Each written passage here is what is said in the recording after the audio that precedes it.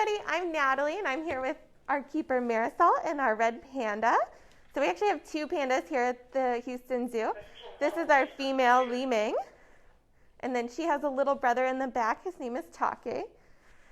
So Li Ming here will be 12 in June and her brother's going to be 11. So they're pretty old for red pandas. Red pandas in zoo settings usually live about 12 to 13 years, but they're both still super healthy. You can see she's got lots of energy and she loves her food. So today we were going to show you guys how we teach them to paint. So we've got some nice Valentine's Day colors here all ready for her. And Miss Ming is going to go ahead and paint for us. Now she does make quite a mess, so we usually have to come in and clean up after her. There we go. So Marisol's just going to have her do a couple of behaviors, and this is how we get her to paint. She kind of walks through the paint and then onto the canvas, so you get some nice little paw prints on the canvas. So if you look at the canvas, as you can see, they're pretty muddled paw prints. They're really fluffy. They kind of look like little clouds, and that's just because red pandas have a lot of fur on their paws. So because they have a lot of fur on their paws, they're well adjusted to where they live, which is in Southeast Asia. So you would think Southeast Asia is usually pretty warm, but the pandas live up in the mountains in the Himalayas, where it does get really cold and it's got lots of snow almost year round. So they do need that thick coat of fur to keep them nice and warm. And she is very fluffy, so you can't totally see. You can see that she's a little fluffy, but if you feel her, she's got like 2 or 3 inches of hair, and that keeps her really warm over the winter. So unlike most mammals, like I said, pandas are completely covered in fur, even their little paw pads. So she's very warm, and it helps them walk on the snow. They're almost like snowshoes for pandas. So whereas most mammals, they kind of sink into the snow a little bit, pandas are really well adapted to stay on top of the snow. And that keeps their whole body warm, and they don't get any cold feet or anything. And they need to keep those feet nice and warm because they do climb. That's what they mainly live, is up in the trees. So they have to keep their feet warm and ready to go all the time. So like I said, most of the time pandas are up in the trees, and that's how they stay camouflaged. So you may look at them and think if they're living up in the trees where it's green, they don't look very well camouflaged. But they're actually perfectly camouflaged for their environment. So in the Himalayas, the trees all have this really cool red moss that grows and hangs from the trees. So when they're laying in the trees, they just look like a bunch of red moss laying in the trees, and that helps keep them safe from predators that may be looking for them. So you may notice when she's eating what she's eating. She's got some pears and apples and blueberries. Blueberries are their favorite because they're a little sweeter. But they also eat leaf eater biscuits and bamboo all year. So you can see we've got bamboo kind of stashed throughout the exhibit here. And Marisol and her fellow forest keeper and I bring it in every day, and we keep it fully stocked. Our horticulture team does a wonderful job of cutting it for us every day and bringing us fresh bamboo, so the pandas always have something nice and fresh to eat. Ming. Ming. So Li Ming is very interested when she does art. She likes to be fully involved. Here, baby girl. And there's the second one. So what we'll do when they dry is take these little heart patterns off, and then they'll have little hearts on there.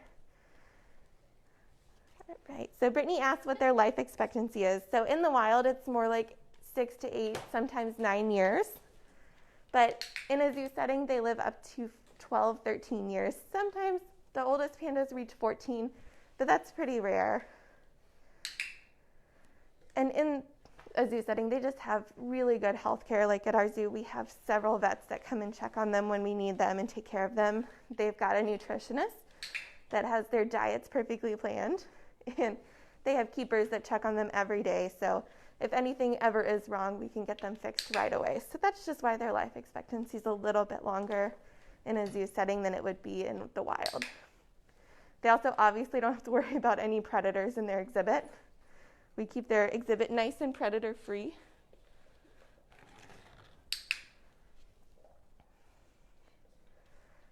All right, guys, keep asking questions. So we're going to give away some paintings today for people who ask good questions.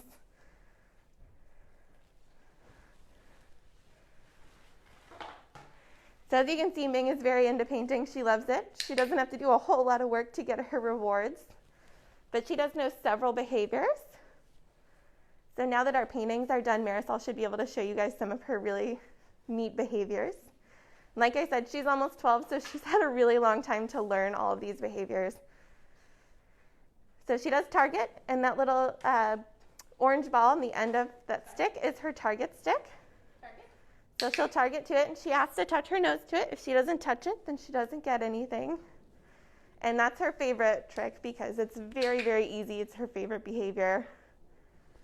So she also stands. And this is really good practice for them. Those back legs, we do want to keep their muscle built up. So Justin was asking how much they weigh. So Ming here is a fairly large panda. There are actually 2 subspecies of pandas, of red pandas. So she is a refulgens red panda, and they're quite a bit larger than the fulgens. So she is about 8 kilos, which is roughly about 18 to 20 pounds. So she's pretty big. And she's a female, and females are typically larger. So our male in the back, he doesn't weigh quite as much, but he's still about 15 pounds. So the fulgens females, the smaller version, they'll weigh about 4 to 5 kilos. So roughly like half of her weight, maybe a little over. It's a good question. They do get pretty big. They look deceptively small, but they are part of the carnivore family. They have very long nails and teeth that help them keep them equipped for fighting off predators if they need to. And what they do when they fight off predators is they're not that big, so some of the larger cats may be able to get them, but they stand on their back legs and they spread their hands out really big so they look big. So Joanna asked, are they related to the larger pandas? So we get that question a lot, actually. So giant pandas aren't actually true pandas. Giant pandas are in the family with bears. So they're actually considered a bear. Now, red pandas have their own special group all by themselves because they're not really related to anybody. They kind of come down from the line of carnivores, and they're kind of on their own. So they're not directly related to pandas, but they are in the carnivore group. So somewhere deep, deep down up the line, they are related somehow. But currently, no, they're not related anymore. And you can see they have a lot of characteristics that are very different from the giant pandas. So they have this nice red coloring. They also have really long bushy tails, and that helps keep them balanced. And they have this modified wrist joint. So if she has a big piece of fruit, Marisol can give her one. You can see that she'll hold onto it, and it's almost like she has thumbs, but she doesn't. She just has an extra wrist bone, and that helps her be able to curl her hand completely over to hold on. So Dana asked where they normally live. So typically they live in Southeast Asia, and that's really the only place they can be found in the world naturally. They live up in the Himalayan mountains. And like I said, there are 2 different subspecies of panda, of red pandas. And so there's actually a river that separates the Himalayan mountains, and one subspecies evolved on one side of the river, and one subspecies evolved on the other side of the river. So they don't have a lot of different characteristics. They're very similar. Fulgens pandas will have a very white face. You can see her face has a lot of orange on it and just a little bit of white accents. So the Fulgens pandas have quite a bit more white on their face. And like I said before, the refulgens pandas, which is what Ming is quite a bit bigger. So Aaron asked what kind of noises they make. So they don't make a whole lot of noises. You can hear Ming sometimes when she breathes a little heavy, but that's just because she's a little older. But they make a chirping noise, kind of like birds. It's called twittering. And they do it when they're in breeding season to attract mates. They do typically live pretty solitary in the wild. Want to do a jump? Sure. So we're going to take Ming up and show them how she jumps. Yeah. We're just going to take her over here to this spot right here. So you're welcome to get a good look at her. Ming. See, Ming? So she's very interested in cameras because she's our star. Come here. Okay. You guys can come over here. So Ming, like I said, she's a little bit older, but she's still got great muscle build, and she's very agile. So what Marisol's going to do is she's going to have her jump between the rock and the log.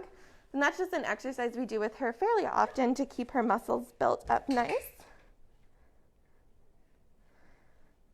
And you can see she doesn't jump very far, but she does jump a little bit. And that's something that they would naturally practice in the wild too. So like I said, they live up in the trees, so they want to kind of jump back and forth between tree limbs. So Annika asked how their eyesight is. It's actually very good. So they eat things like fruit typically. In the wild, sometimes they'll eat insects and like small lizards and small birds, and sometimes eggs. So they do have to have fairly good eyesight to make sure that they can catch those things. They also want to have fairly good eyesight because the predators that are typically in their area blend in really well with the snow. So they want to be able to kind of see that coming. And our pandas here both have really good eyesight. Our vets actually check them since they're getting older and they can both see really well, especially Ming. So you can see she can hold her stand for a pretty long time. She's got some nice muscles in the back legs.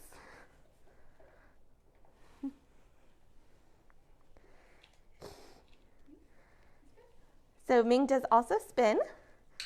So we teach them a bunch of different behaviors so that we can evaluate how they're moving and kind of help build their muscle throughout the time that they're here at the zoo.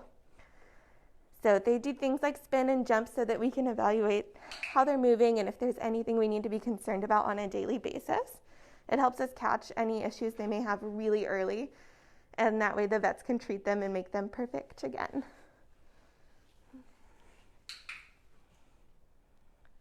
So Yesenia asked if they are nocturnal. They're not nocturnal, they're actually crepuscular, which is kind of a weird word. So crepuscular just means that they are up at dawn and dusk. So right when the sun comes up in the morning, they'll wake up and kind of forage. And then right when the sun sets, they'll go out and forage a little more. So as you can imagine, if they're only up those 2 times a day, they do sleep a lot. So our red pandas sleep about 18 hours a day. And they enjoy it. They like to go up in the trees and kind of hang out and sleep. So if you're ever at the zoo, you can typically find them in the trees at the tops asleep. And sometimes Ming sleeps by the glass. She's pretty social. So don't forget to keep asking questions, guys. We do have some paintings to give away for all of our people that are asking questions. We'll pick a couple.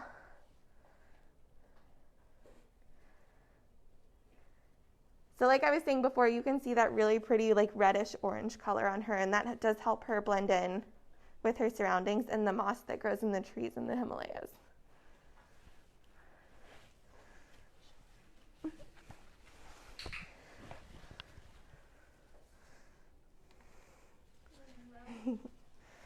All right, guys.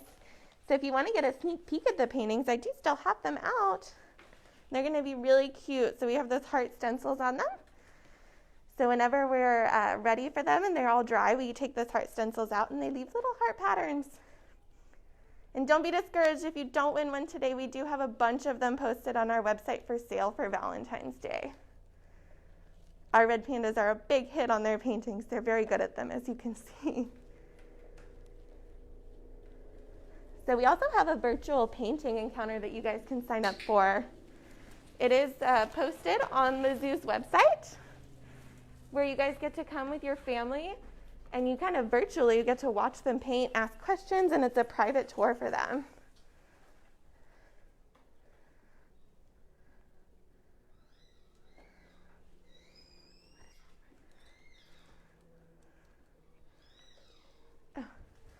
So Lisa asked when they are most active. So like I said, they're typically active at dawn and dusk. They are crepuscular. So they'll only come out right when the sun comes up and right when it goes down. So typically all day and all night, they're pretty much sleeping. They're only up for about 6 hours a day total, and that's just to eat and come out and explore a little bit and then go back up to sleep.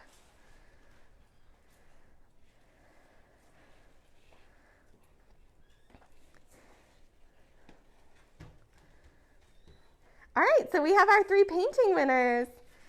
So they are Joanna Figuera, Yesenia Gonzalez, and Brandy Jacola. So congrats, guys. We have many more paintings for sale in our store. So keep an eye out. If you do want a red panda painting, we post lots of them every day. Our education staff does a wonderful job of keeping up with the site, and they do send us canvases anytime we need them. All right, guys, so make sure you check out all of our paintings online and our virtual painting sites, and we'll see you next time.